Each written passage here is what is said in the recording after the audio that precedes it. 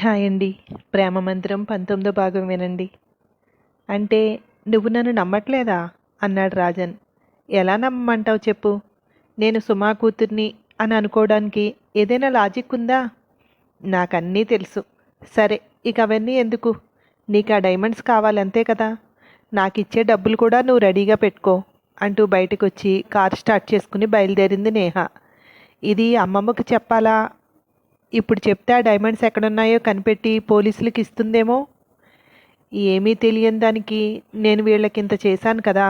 ఆ డైమండ్స్ నేనే తీసేసుకుంటే? ప్రభావతి అమ్మమ్మని అస్సలు నమ్మకూడదు. అవి తీసుకువెళ్ళి పోలీసులకి ఇచ్చేస్తుంది. నాన్నని అరెస్ట్ చేయిస్తుంది. అదేదో సంజన చేతుల మీదుగా జరిగితే బాగుంటుందేమో. ఎవరిని జంటగా వేసుకోకుండా నేను ఒక్కదాన్నే చేయగలనా? అలా ఆలోచిస్తూనే ప్రభా వాళ్ళ ఇంటికి చేరుకుంది. సారీ మేడం, మేడం పర్మిషన్ ఉంటే కానీ లోపలికి వెళ్ళడానికి లేదు అన్నాడు గేట్ దగ్గర వాచ్మెన్ కార్ ఆపి.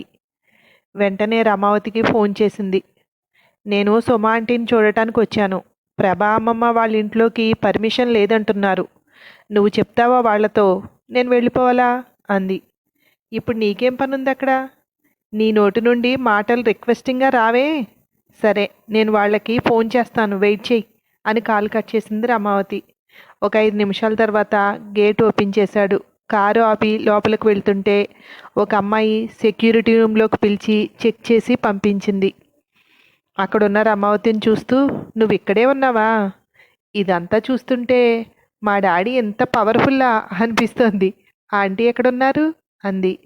సంజన ఆంటీ ఇద్దరు ఆ రూమ్లో ఉన్నారు చూడు అంది రమావతి రూమ్ వైపు చూపిస్తూ. అటు వెళ్ళింది. లోపలికి వెళ్తూ, హాయ్ ఆంటీ, హాయ్ సంజన అంటూ లోపలికి వెళ్ళింది. ఏ హాయ్, ఇలారా నా దగ్గర కూర్చో అంది సుమ. ఆశ్చర్యంగా చూస్తోంది సంజన. ఏంటక్క అలా చూస్తున్నావు? నన్ను మర్చిపోయావా అంది నేహ. కాదు, నిన్నేదో గుర్తు పట్టినట్టు పిలిస్తేను అంది సంజన. సంజన దగ్గరికి వచ్చి, మా డాడీలా ఉన్నానేమో నేను అని వెళ్ళి సుమ పక్కన కూర్చుంది. ఎలా ఉన్నారాంటీ అంది. బాగున్నాను, నువ్వెలా ఉన్నావు? ఇది ఎవరో తెలుసా? నా కూతురు అంది. అవునా, మీకు తెలిసిపోయిందా అంది నేహ. నీతో మాట్లాడదామనుకున్నాను, నాకు నిద్ర వస్తోంది అంది. మీరు పడుకోండి, నేను ఇక్కడే ఉంటాను. మీరు లేచే వరకు ఇక్కడే ఉంటాను. లేచాక మాట్లాడుకుందాం, సరేనా అంది. ఉండాలి మరి, నేను లేచే వరకు అంది. ఇక్కడే ఉన్నాను, ఎక్కడికి వెళ్ళను అంది. పడుకోవడానికి సహకరించి తను కళ్ళు మూసుకు పడుకున్నాక ఇద్దరూ బాల్కనీలోకి వెళ్ళి కూర్చున్నారు. సంజన, నీతో ఒక డీల్ మాట్లాడదామని వచ్చాను. ఆంటీ నాతో ఇంత బాగా మాట్లాడతారు అనుకోలేదు. అయినా సరే, ఆ పని నీ వల్లే అవుతుంది అంది. ఏంటో చెప్పు అంది సంజన. అంత నార్మల్గా అనకూడదు, చాలా ఎక్సైటింగ్గా అనాలి అంది. నాకంతలా అనిపించట్లేదు. ఏం చెప్తావు? మీ డాడీ గురించి అయి ఉంటుంది. నిన్నిక్కడికి పంపించారేమో అంది సంజన. నీకు మా డాడీ తెలివితేటలు వచ్చేసాయి అంది. నువ్వు అలా మాట్లాడుతుంటే నాకెందుకో చిరాగ్గా ఉంది. ప్లీజ్, 1కి 10 సార్లు అతను నాకు తండ్రి అని గుర్తు చేయకు అంది. చెయ్యనులే, కానీ అతని మీద పగ తీర్చుకోవడానికి నీకు ఒక ఛాన్స్ ఇద్దాం అనుకుంటున్నాను. దానివల్ల నాకు ఏదైనా బెనిఫిట్ కావాలి అంది. నేనేమి ఇవ్వగలను? నేనే ఒకరి మీద ఆధారపడి బ్రతుకుతున్నాను అంది సంజన. అది నువ్వే ఇవ్వగలవు, ఇంకెవ్వరూ ఇవ్వలేరు అంది నేహ. అవునా, అయితే సరే, నేను ఇవ్వగలిగింది అయితే ఓకే. ఇంతకీ విషయం ఏంటో చెప్పు అంది. నువ్వు బావ ఇద్దరు అగ్రిమెంట్ వివాహం చేసుకున్నారని నాకు తెలుసు. అది కూడా 4 ఇయర్స్కి. ఈ 4 ఇయర్స్ అయిన తర్వాత మీరిద్దరూ ఖచ్చితంగా విడిపోతారా అంది. నీకెవరు చెప్పారు? అగ్రిమెంట్ అంటే అంతే కదా, విడిపోవాల్సిందే అంది. అందుకే నువ్వు విడిపోయిన తర్వాత నీ ప్లేస్ నాకు కావాలి, ఇస్తావా అంది. అంటే అప్పుడు నువ్వు 4 సంవత్సరాలకి అగ్రిమెంట్ రాస్తావా అంది సంజన. నేను నీకులా అమాయకురాలని అనుకున్నావా? అన్నీ మా నాన్న పోలికలు నాకు. నువ్వు ఆ మాట నాకు ఇస్తే చాలు. నేను నీకు ఒక విషయం చెప్తాను, టాప్ సీక్రెట్ అది అంది. సీక్రెట్ అంటే తెలుసుకోవాలనుంది, కానీ కక్ష సాధించడాలు ఇలాంటివి ఎందుకో నాకు అంతగా సరిపడవు అంది సంజన. నువ్వు కడుపులో ఉండగా మీ అమ్మను కొట్టేవాడు తెలుసా డాడీ? ఒక ఇంపార్టెంట్ అయిన వస్తువు మా డాడీ దగ్గర నుండి మీ అమ్మ తీసుకుని ఒక ప్లేస్లో దాచింది. అవి ఎక్కడున్నాయో చెప్పమని రోజూ కొట్టేవాడు అంది నేహ. ఏంటది అంత ఇంపార్టెంట్ అయింది అంది సంజన. అటు ఇటు చూసి, ఎవరికీ చెప్పకు, మా డాడీ డైమండ్స్ దొంగతనం చేశాడు. అది మీ అమ్మ దాచింది. ఎన్నిసార్లు అడిగినా చెప్పలేదు అవి ఎక్కడున్నాయో. వెతికి వెతికి ఇక వెతకలేక వదిలేశారు. అవి నీకు దొరికితే అవి దొంగతనం చేశాడు అని నిరూపించడానికి కావలసిన ఆధారాలు నేను వెతుకుతాను. మనిద్దరం కలిసి మా డాడీని జైలుకి పంపిద్దాం. ఇది మనిద్దరికీ తప్ప ఇంకెవరికీ తెలియకూడదు అంది. నువ్వు చెప్పేదంతా నిజమేనా అంది సంజన. నా మీద ఒట్టేసుకుని చెప్తున్నాను. నాకు నేనంటే ఎంత ఇష్టమో నీకు తెలుసు కదా అంది. అవి ఎక్కడ పెట్టిందో అప్పుడే చెప్పలేదు, ఇప్పుడెక్కడ చెప్తుంది? ఇప్పుడైనా అమ్మకు గుర్తుందో లేదో అంది. ఉండదు, మాటల్లో ఏదో క్లూ ఇస్తుంది కదా, ఆధారంగా వెతుకు. ఈలోపు నేను మా డాడీ దొంగతనం చేశాడు అనటానికి కావలసిన ఆధారాలు వెతుకుతాను. ఇదంతా మా నాన్నకు వ్యతిరేకంగా ఎందుకు చేస్తున్నానో తెలుసా? నీ ప్లేసు నాకు కావాలి అంది. నువ్వు నా కోసం నీ తండ్రికి వ్యతిరేకంగా మాట్లాడుతున్నావు అంటే నా ప్లేసు నీకు ఇవ్వడానికి నాకు ఎలాంటి అభ్యంతరం లేదు. కానీ దానికి నిఖిల్ బాబు కూడా ఒప్పుకోవాలి కదా అంది. నువ్వు అని చాలు, అట్నుంచి ఒప్పించుకునే బాధ్యత నాది అంది నేహ. సరే, దీనికి నేను అంగీకరిస్తున్నాను. కానీ నువ్వు చెప్పిందంతా నిజమైతేనే అంది సంజన.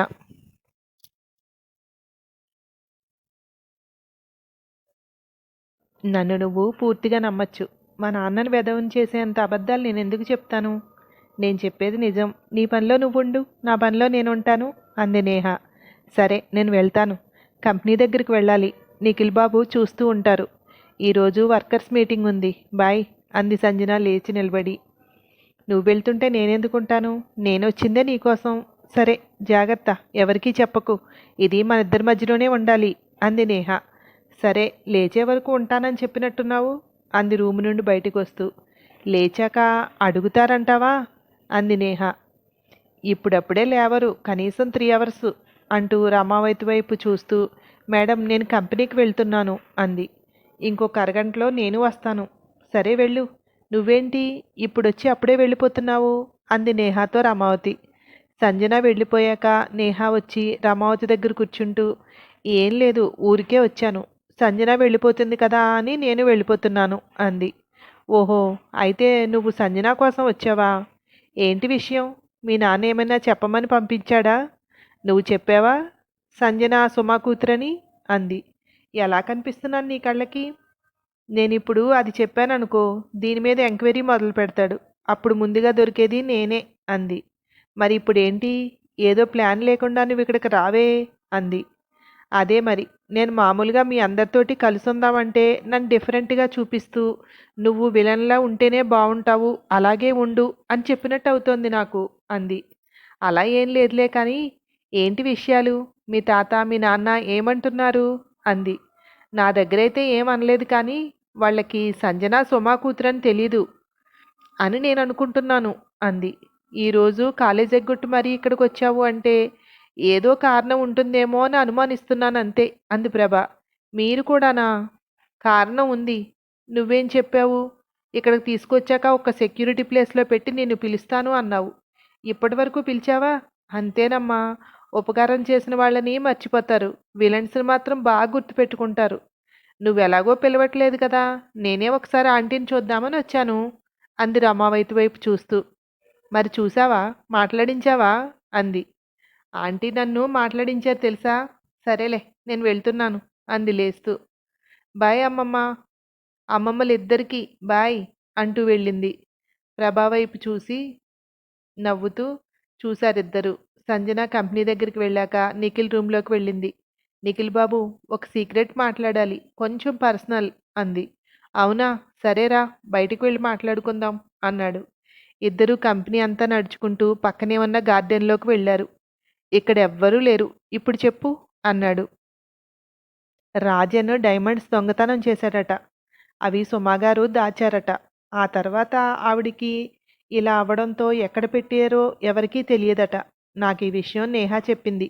ఎవరికీ చెప్పొద్దు, మన మధ్యనే ఉండాలని చెప్పింది, కానీ నేను మీ దగ్గర ఏది దాయాలనుకోవట్లేదు, అందుకే అని ఆగిపోయింది. ఇంత చెప్పింది అంటే నీ నుండి ఏదో ఆశించి ఉంటుంది కదా అన్నాడు నిఖిల్. కరెక్ట్గా గెస్ చేశారు. మనది అగ్రిమెంట్ మ్యారేజ్ అని తనకు తెలిసింది. వాళ్ళ డాడీ ఎంక్వైరీ చేస్తే తెలిసిందట. అందుకని 4 ఇయర్స్ తర్వాత నా ప్లేసు తనకివ్వాలట అంది. అలా ఎలా కుదురుతుంది? నువ్వివ్వడానికి తను తీసుకోవడానికి నా ప్రమేయం ఏం లేదా అన్నాడు.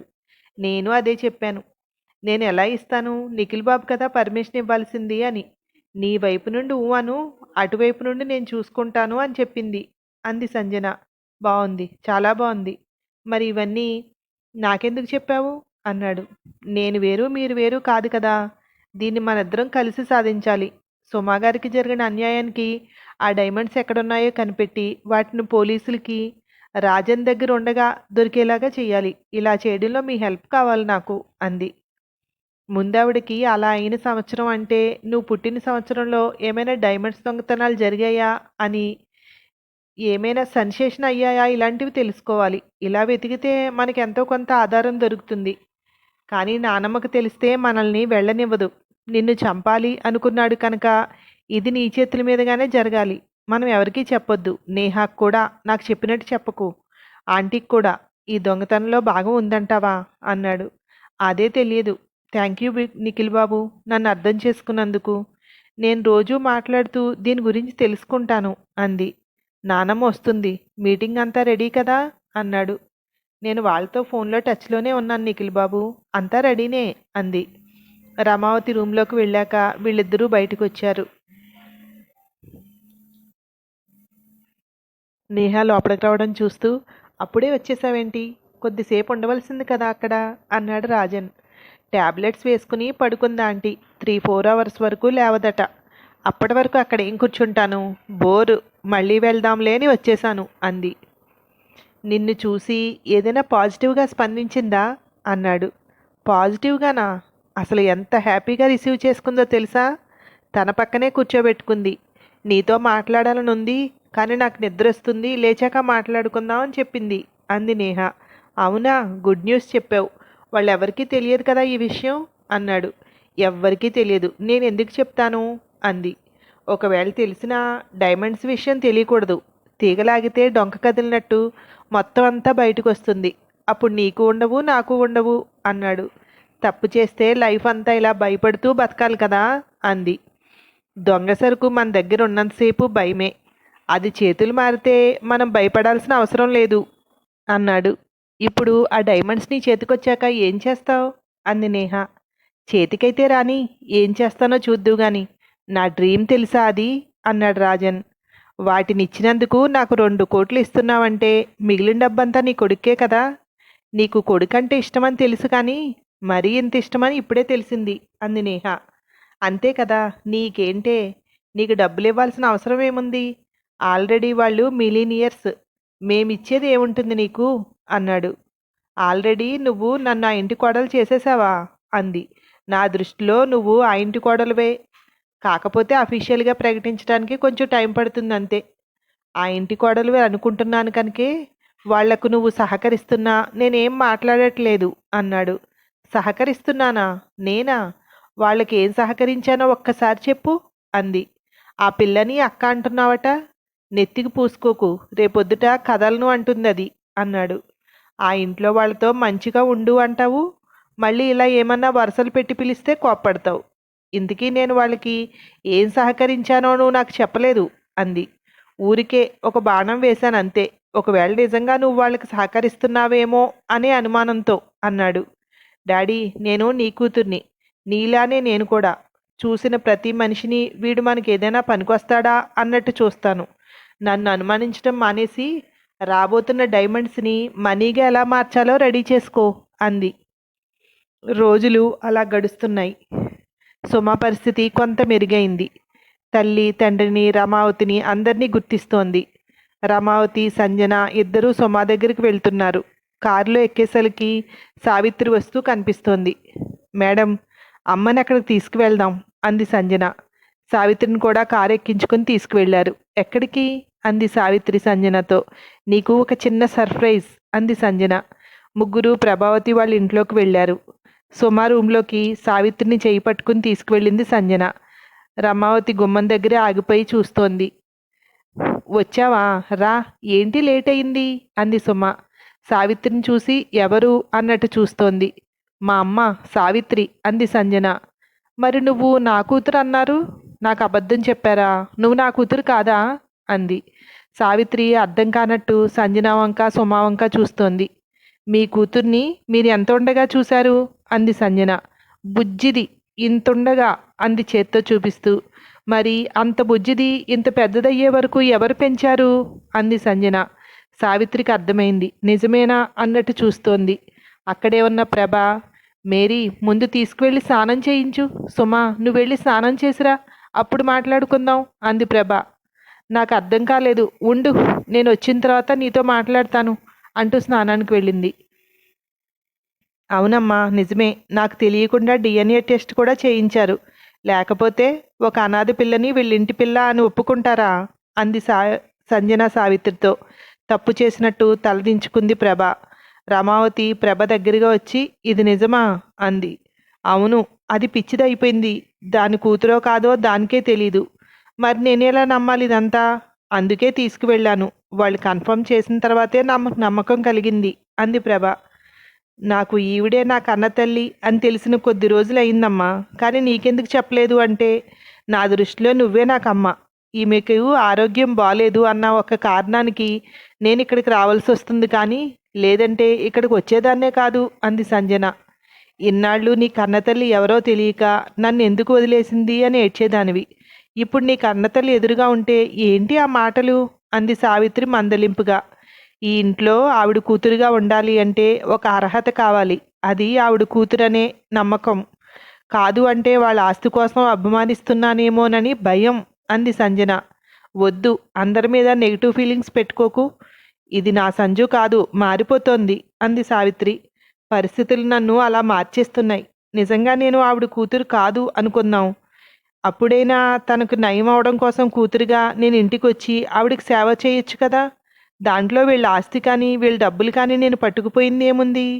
ఒకవేళ నా వల్ల ఆవిడకి పూర్తిగా తగ్గితే అప్పుడు పని వాళ్ళకి ఇచ్చినట్టు ఎంతో కొంత ఇవ్వచ్చు. కూతురికి సేవ చేయటానికి, ఈ ఇంట్లో చనువుగా తిరగడానికి ఓ హోదా కావాలి అంది సంజన. నా ప్లేస్లో నువ్వు ఉండి ఆలోచించు. సడన్గా ఒక అమ్మాయి వచ్చి నీ మనవరాలు అంటే ఎలా నమ్మేస్తావు? నమ్మలేవు కదా. అందుకే నీకు ఆ టెస్ట్ చేయించాను. ఆ రోజు నీకు అర్థమైందని నాకు తెలుసు అంది ప్రభ. ఈ ప్రపంచంలో నాకు అన్నిటికంటే ఇష్టమైంది మా అమ్మ. నా కులమేంటో, నా మతం ఏంటో, నేనేంటో తెలియకుండానే నన్ను అక్కని చేర్చుకుని పెంచింది. నాకు ఈ జీవితాన్ని ఇచ్చింది అమ్మే. అమ్మ అంటే ఎంత ఇష్టమో నిఖిల్ బాబు అంటే కూడా అంతే ఇష్టం. నాకు ఈ ప్రపంచంలో ఏదైనా వీళ్ళిద్దరి తర్వాతే. మీ డబ్బు, మీ కూతురు, ఏది కూడా అంటూ వచ్చి సావిత్రిని గట్టిగా హగ్ చేసుకుంది సంజన. సావిత్రి రమావతి వంక చూస్తోంది. బయటికి తీసుకువెళ్ళు అన్నట్టు సైగ చేసింది రమావతి. ఆ రూము నుండి బయటకు వస్తూ, ఎందుకురా నీ మనసులో ఇంత కష్టాన్ని పెట్టుకున్నావు? ఆవిడ నీ కన్న తల్లి. ఏ పరిస్థితిలో నిన్ను వదిలేసిందో. పాపం దానికే పిచ్చిదైపోయిందేమో. నీకు తెలీదమ్మా. ఆవిడతో సహా అందరూ డబ్బు కోసం, డబ్బు ఆడించే నాటకంలో పాత్రదారులు అంది సంజన.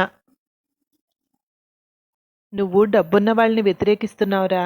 ఏమైంది అంతలా నీ మనసులో నాటుకుపోవడానికి అంది సావిత్రి. మనం ఈ ఇంటికి మొదటిసారి వచ్చినప్పుడు గుర్తుందా? అప్పుడు వీళ్ళ ప్రవర్తించిన దానికి ఇప్పుడు ప్రవర్తిస్తున్న దానికి ఎంతో తేడా ఉంది. చూపుల్లో, మాటల్లో, ప్రవర్తనలో. అది నాకు నచ్చడం లేదు అంది సంజన.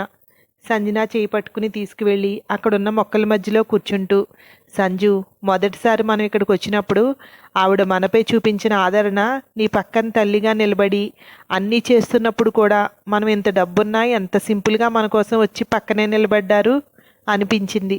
మర్చిపోయావు అనుకుంటా. నీకు కూడా అలాగే అనిపించింది.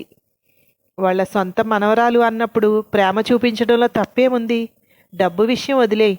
ఇప్పుడు నువ్వు నా మీద చూపిస్తున్న ప్రేమకి, నీ కన్న తల్లి మీద చూపిస్తున్న ప్రేమకి నీకు డిఫరెన్స్ తెలుస్తుందా అంది. నువ్వంటే నాకు అమ్మవి. నాకు ఊహ తెలిసిన దగ్గర నుండి అమ్మవే. అప్పుడు నీ మీద ఉన్న ఇష్టం ఇప్పుడు అలానే ఉంది.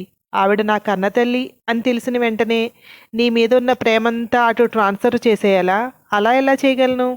ఆవిడున్న పరిస్థితికి జాలిపడి చేస్తున్నాను ఇదంతా అంది సంజన. ఇప్పుడు వాళ్ళు చేసింది అదే. నీ మీద జాలిపడి చేశారప్పుడు. నువ్వు వాళ్ళ వంశానికి వారసురావులు అని తెలిసిన తర్వాత వాళ్ళతో పాటు ఈక్వల్గా, అంతకంటే ఎక్కువగా నిన్ను ప్రేమిస్తున్నారు. నాకైతే తప్పేమీ కనిపించట్లేదు. ఇప్పుడు నిన్నే తీసుకో. నన్ను ఇష్టపడినంతగా తనని ఇష్టపడలేకపోతున్నావు కదా. ఎందుకంటే నేను తల్లి కాదు అంటే నీ మనసు ఒప్పుకోవట్లేదు. తల్లి స్థానంలో నేను ఉన్నాను కనుక ఆవిడ మీద జాలి పడుతున్నావు అంది సావిత్రి. నీకు తెలీదమ్మా, నేనెంత బాధపడుతున్నానో తెలుసా. నా తల్లి ఎవరో తెలియనప్పుడు నన్ను ఎందుకు వదిలేసిందో అనిపించేది. నా కన్న తల్లి ఐశ్వర్యానికి ఇచ్చిన విలువ కన్నబిడ్డకి ఇవ్వలేదు. ఐశ్వర్యాన్ని ఎవరూ తీసుకోకుండా ఎక్కడుందో ఎవరికీ చెప్పకుండా జాగ్రత్తగా దాసింది. కడుపును పుట్టిన బిడ్డని కూతుర్ని రోడ్డు మీద వదిలేస్తుంటే చూస్తూ ఊరుకుంది. సరే అమ్మా, నీకు చెప్పాలనిపించింది, అందుకే ఇదంతా చెప్పేశాను. నువ్వు నాకు ఎప్పటికీ దూరం అవనని ప్రామిస్ చెయ్యి అంది చేతిని చేస్తూ. నేను నిన్ను వదిలి ఎక్కడికి పోతాను. నువ్వు తల్లివి కాలేవు అని ఈ సమాజం నన్ను అవహేళన చేసింది. నా వాళ్ళందరూ నన్ను వదిలేశారు. నువ్వు నన్ను అమ్మని చేశావు. ఆ ప్రేమని చవి చూసేలా చేశావు. నువ్వే పొమ్మన్నా కూడా నిన్ను వదిలిపోను నేను అంది ఆ చేతిలో చేయి వేస్తూ. నేను నిన్ను ఎందుకు పొమ్మంటాను. మనం లోపలికి వెళ్దాం, మళ్ళీ కంపెనీకి వెళ్ళాలి నేను అంది లేస్తూ. ఇద్దరూ లోపలికి వచ్చారు. అప్పటికే శోభ స్నానం చేసి టిఫిన్ తింటోంది. సావిత్రిని చూసి నువ్వు తిను అంటూ లేచి వచ్చి సావిత్రికి తినిపించబోయింది. వద్దమ్మా, నేను తినే వచ్చాను, మీరు తినండి అంది సావిత్రి. నువ్వెవరు, నాకు తెలుసా నువ్వు అంది. ఏం చెప్పాలో తెలియనట్టు అలా సైలెంట్గా చూస్తోంది. మా అమ్మ అంది సంజన. ఓహో, సో స్వీట్ అంది. ముందు చెప్పింది మర్చిపోయినట్టుంది. ఉండే కొద్దీ ఏవో ఒక మాటలు పెరుగుతాయి అనుకుని, సంజన నువ్వుండు, ఒక అరగంటలో నిఖిల్ వస్తాడు. నేను సావిత్రిని డ్రాప్ చేసి కంపెనీకి వెళ్ళిపోతాను అంది రమావతి. అలాగే మేడం. అమ్మా, నేను వచ్చి కలుస్తాను అని చెప్పింది సావిత్రితో. సావిత్రి, రమావతి ఇద్దరూ వెళ్ళిపోయారు. అందరూ తన మీద ప్రేమ చూపిస్తుంటే తను సుమా కూతురు కనుక మేమంతా ఆ ప్రేమను చూపిస్తున్నాము అనుకుంటోంది. తను సుమా కూతురు అని తెలియనప్పుడే నేను తనతో నిఖిల్ పెళ్ళికి ఒప్పుకున్నాను. తనే అర్థం చేసుకుంటుందిలే. ఇంతకు నువ్వు దేనికోసం వచ్చావు. మేమిలా తీసుకొచ్చేసాం నిన్ను అంది రమావతి. ఏం లేదమ్మా, సంజయ్ చూసి చాలా రోజులైంది కదా, ఒకసారి చూసి వెళ్దామని వచ్చాను. రమణమ్మ కూడా ఈరోజో రేపో అన్నట్టుంది. ఒకసారి వచ్చి చూసి వెళ్ళమని చెప్దామని. ఇక్కడ పరిస్థితి అంతా చూశాక నేను చెప్పాలనుకున్నది చెప్పలేదు, మర్చిపోయాను అంది సావిత్రి. ఆశ్రమం ముందు తనను దింపి పక్కగా కారాపి తను కూడా లోపలికి వెళ్ళింది. ఏ రావణమ్మా, ఎలా ఉంది అని పలకరించింది రమావతి. బానే ఉందమ్మా, మీరు వచ్చారా. అమ్మా, ఒక్కసారి సంజనమ్మను పంపించరా, చూడాలని ఉంది అంది రమణమ్మ. తప్పకుండా వస్తుంది, నేను నిఖిల్కి చెప్తాను, తీసుకుని వస్తాడు. డాక్టర్కి చూపించావా అంది బయటికి వస్తూ. చూపించానమ్మా, కష్టం, ఇక రోజులే తీసుకువెళ్ళిపోండి అంటే తీసుకొచ్చేశాను. రమణమ్మ కూడా చాలా గొడవ చేసింది, నన్ను ఇలా హాస్పిటల్లో వదిలేయొద్దు, పోయేటప్పుడు మీ అందరి మధ్యలోనే పోతాను అంటూ. అందుకే ఇక తీసుకురాక తప్పలేదు అంది సావిత్రి. సరే, నేను ఉంటానైతే, నిఖిల్కి చెప్తాను, ఇప్పుడు వస్తాడు కదా, వెళ్ళేటప్పుడు ఇలా వచ్చి వస్తారు అంటూ వెళ్ళిపోయింది రమావతి. అక్కడ సుమా బెడ్ మీద పడుకుని ఏదో బుక్ తిరగేస్తోంది. మేరీ, ప్రభ అందరూ హాల్లో కూర్చున్నారు. సంజన ఆవిడ పక్కన కూర్చుంటూ, మీకు బుక్స్ చదవడం అంటే ఇష్టమా అంది. అవును, చదవడం అంటే నాకు చాలా ఇష్టం. నీకు అంది. నాకు ఇష్టమే, కాకపోతే టెక్స్ట్ బుక్స్ కొనుక్కోవడానికి ఇబ్బంది పడేవాళ్ళం, అందుకే లైబ్రరీకి వెళ్ళి చదివేదాన్ని అంది. అయ్యో పాపం, ఎవరికీ చెప్పకు, నీకు నేను బుక్స్ కొనుక్కోవడానికి డబ్బులు ఇస్తాను అంది సుమ లేచి పక్కన కూర్చుని చిన్నగా. మీ దగ్గర ఎక్కడున్నాయి డబ్బులు అంది గుసగుసగా సంజన. డబ్బులు లేవు, డైమండ్స్ ఉన్నాయి. ఎక్కడ పెట్టానో గుర్తు రావట్లేదు, అది ఎవరికీ కనిపించకూడదు అంది సుమ. ఎందుకని అంది చిన్నగా సంజన. నేను అవి దాచేయడం వల్ల నా రాజా బుద్ధిమంతుడు అయిపోయాడు తెలుసా. అవి అందరూ చూస్తే వాడిని తీసుకువెళ్ళి జైల్లో పెట్టేస్తారు అంది. ఆ తర్వాత ఏమైందో మరో భాగంలో విందురు కానీ. Thank you.